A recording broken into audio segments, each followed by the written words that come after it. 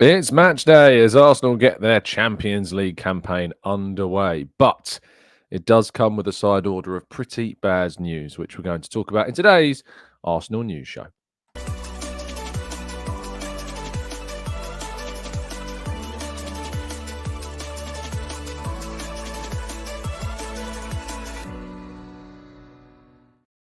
Hello and welcome to the Gooner Talk, back again with you guys and girls for another episode of what is the Arsenal News Show, joining you every single morning at 8 a.m. UK time. Thank you as always for tuning in, joining me and making this a part as always of your morning routines. It is incredibly appreciated and I hope you've had a very good week so far. I'm going to start with, as sometimes we do, an apology. I'm not feeling very well.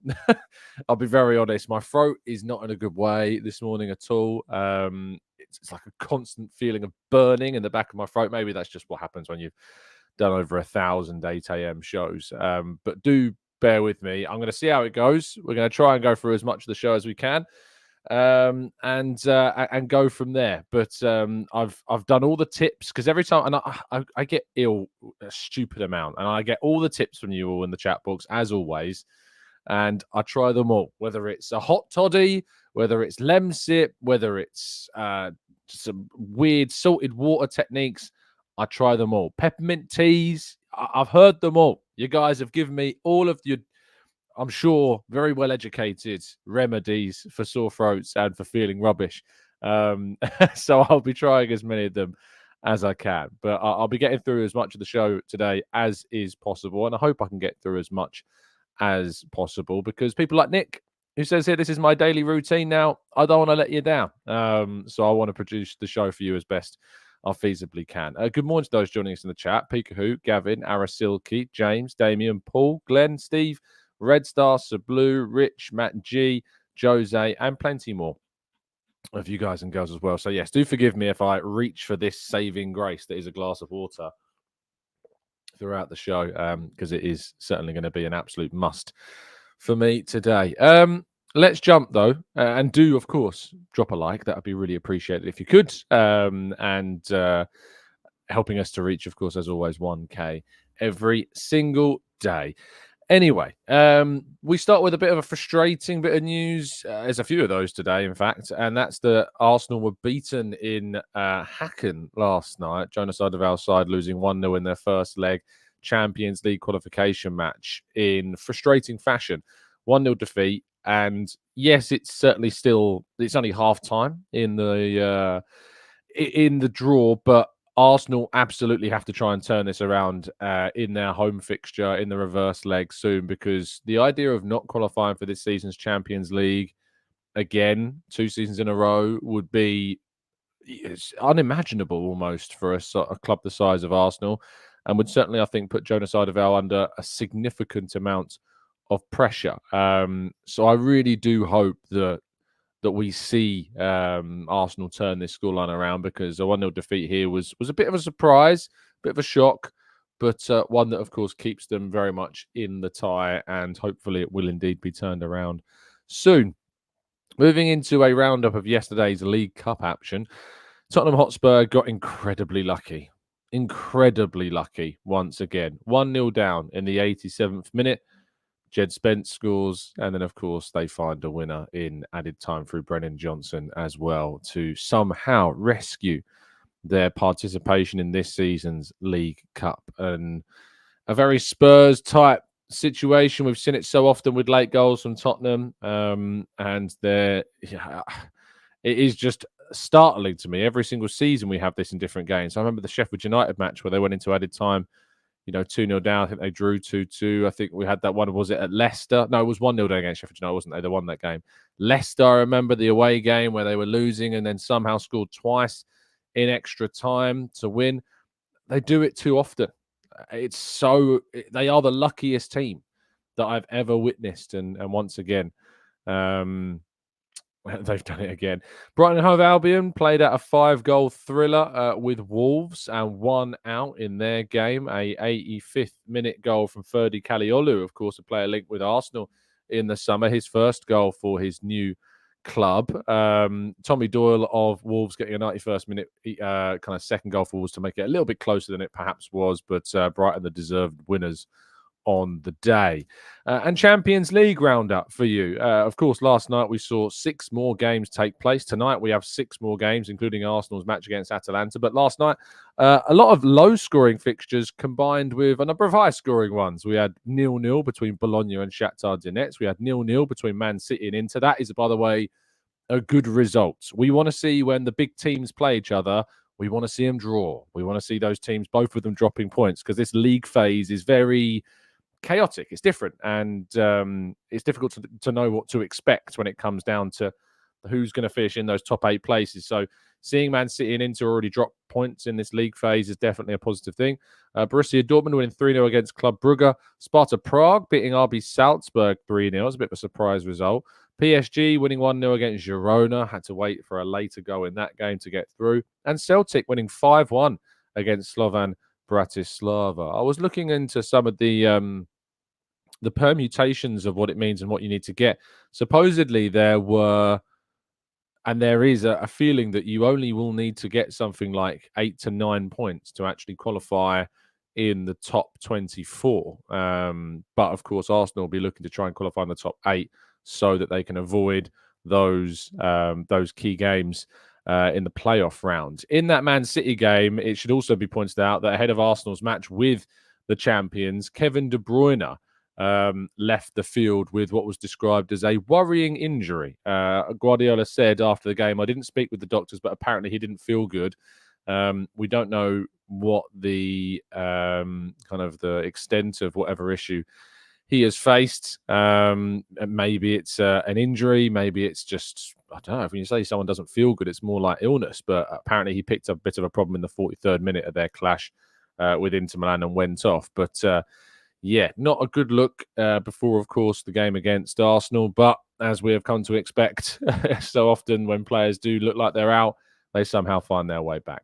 Red Star Belgrade play Benfica tonight, as do Feyenoord and Leverkusen. They are the early kickoffs this evening. Before 4 more games, Brest against SK Sturm Graz and Mika Biereth, of course. Atalanta take on Arsenal. Atletico Madrid against RB Leipzig and Monaco against Barcelona. So interesting games this evening. Of course, I'll be covering the game here from the UK. And if you're unable to watch the game for a reason but want the updates, I'll be doing the live blog over on the Football.London website. Calafiori returned to training. I was at the Shobu Realty Training Centre yesterday to see the Arsenal Open training session, witness who indeed had returned. Calafiori and Saka both involved in training. After, of course, they had, Rishi, of course, had missed the game against Spurs. Saka, of course, came off with what was expected to be cramp. Both of them are fit and available, which is really, really good news for Arsenal and, of course, also for Mikel Arteta. So that's definitely a good thing. He said, Arteta said in his press conference that Ricardo was able to train today, so he will be available. He's in the squad, and that's great news because, as we all know, we've been quite short in the past few weeks. Arteta, of course, did get asked about, as expected, Martin Odegaard and provided an update on the Norwegian midfielder and the Arsenal captain that we did not want to hear. Arteta said after everything was scanned, they showed that there was some damage, especially in one of the ligaments in the ankle, so we're going to miss him. I don't want to put a time frame on it because I'm not a doctor, but it is something quite significant, so we're going to lose him for a while, hopefully not months, but let's see. Really, really frustrating news this, and really gutting news. And again, it brings up those frustrations about what is absolutely the most pointless international break on the calendar, and it's cost Arsenal big time. It's cost Arsenal one of, if not their most important player, and their club captain as well. Arteta was asked if he's confident that he has the players to fill in for Odegaard while he is out, and he says yes, but we have to show that. He's our captain. He's one of our biggest players. He's been one of the most consistent players in the last 2 or 3 seasons.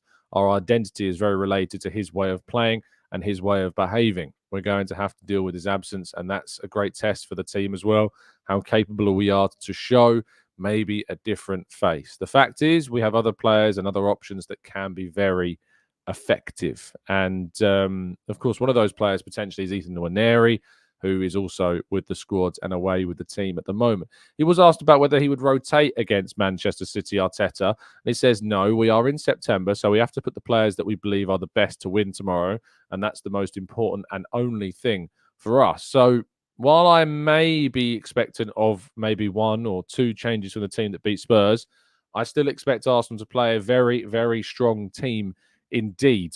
I expect Partey and Rice and Saka and Havertz and Saliba and White and Gabriel and Raya all to be involved, of course.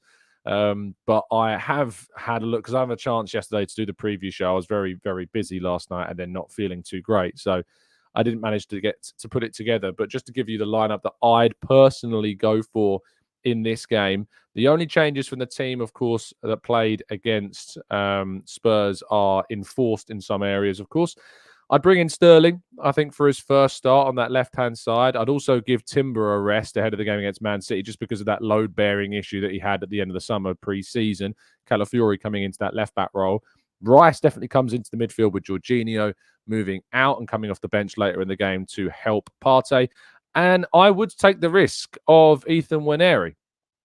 I absolutely would take the opportunity to use Nwaneri in this game and to give him the opportunity to fill in that spot. And I think that we've got players who can come off the bench like Trossard, Martinelli, Jesus, of course, who can, if we are trailing and if it hasn't worked, we can change things around.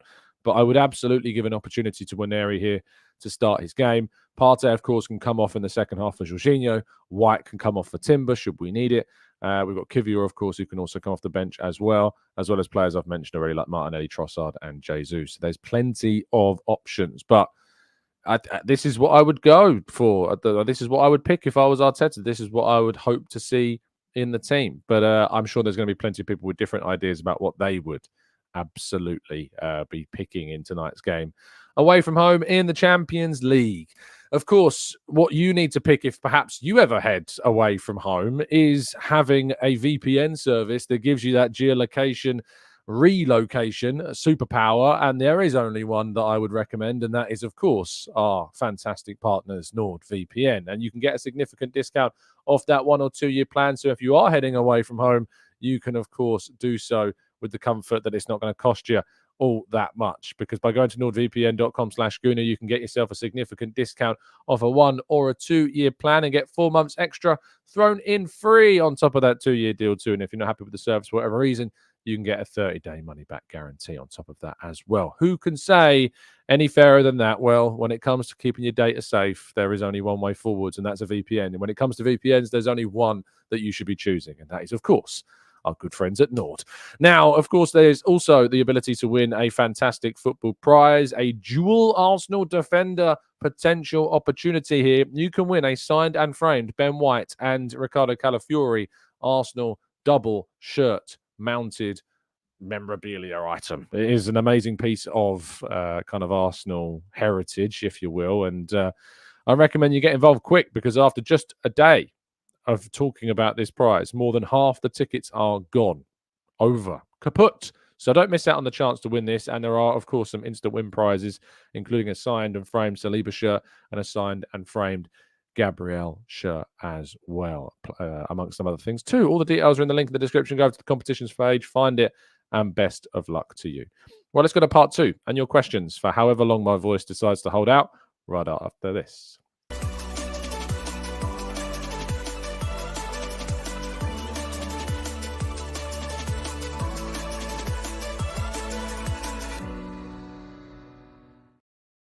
Okay, this is part 2 of the show where I tackle some of your questions. I don't know how many of your questions we're going to get through because I'm already in pain, but we'll see. We'll see how many we can get through in the time that is left. Maximilian says, why is it frustrating, Tom? We are ready for Odegaard's injury, right? Looking at the way that we went through our business during the transfer window, or is this going to be the next of our excuses? Why is it frustrating? Because it doesn't matter who you sign in the window. You've lost one of the best players in the world.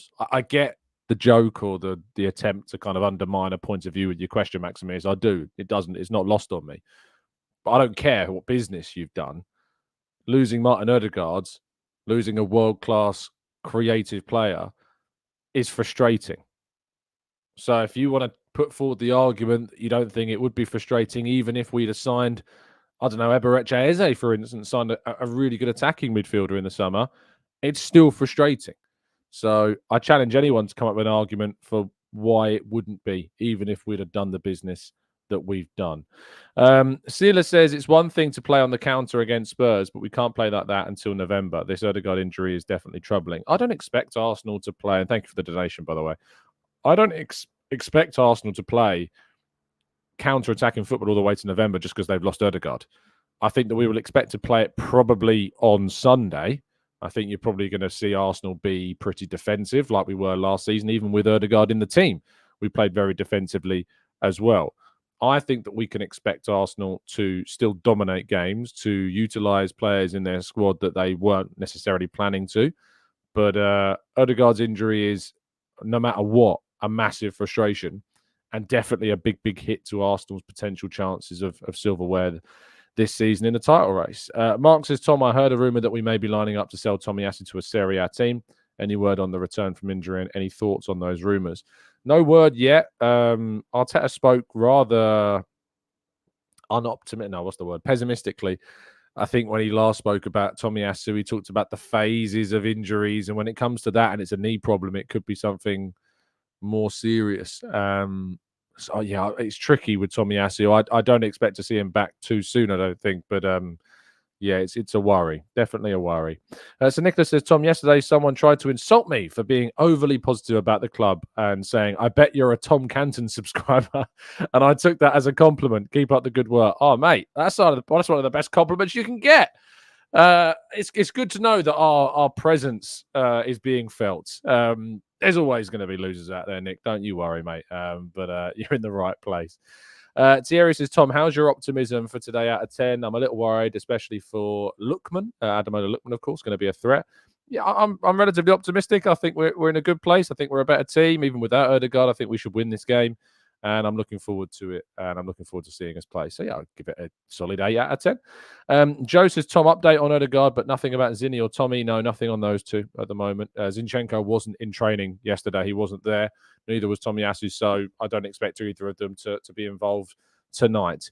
Awesome Ibra says, Ben White needs a cover and Tommy isn't doing him a favour. Of course, we have Yuri and Timber that can also play there because we've got a lot of left-back options.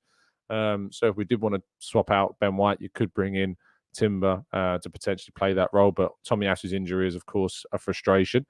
Gavin says, what's your middle name, Tom? None of your business, Gavin. AJ says, I understand the frustration by some fans, but I don't get the head loss. This is the time to use the youth as majority has asked for. It is so funny, isn't it? Like Arteta got absolutely battered and has continued to be battered for not using youth, and yet then is being battered for not bringing in players that would block the pathway of those youth players. It is, as always, the hypocrisy that exists amongst the biggest critics in the fan base. Let's go to Maximilian says, I have been through that, buddy, and it goes through the worst. Apparently, I used my subscription money to sponsor Tom's travels. So I'm not sure why he thought I was on vacation with Tom. The thing is, I know that they watch the show. That's the thing. Our biggest haters, of course, hate watch this channel because they're obsessed. And I love that. You only get one life, and some of them choose to hate watch me. I mean, how great's that? That's just wonderful. So it is funny. Just some people just don't like being argued against comprehensively and don't like really being proven wrong. I live with that. It's just part and parcel of it. They never show up. You know, we've done phone-in shows. They never arrive. They hide behind their little avatars on social media. Yeah, it's just funny. I find it really amusing. 11-8 says, do you think Odegaard's injury will speed up Nwaneri's integration into the team, maybe even start? I think it will definitely speed it up. Yeah, I think he'll definitely get more opportunities than he otherwise would have done. Definitely. And Mark says, did Arteta give an indication of when Moreno might return to training? Nope, he didn't give any indication on that. Hanaverzo in the chat. Good to see you, my friends. Thank you, mate. Appreciate it. Lovely stuff. Good to see you. Bulgarian Gooner says, it's time to embrace the Pulis side label. People stuck on us. Let's just outdo teams on the set pieces. I don't care how we get the points. I just care that we get the points. That's all that matters.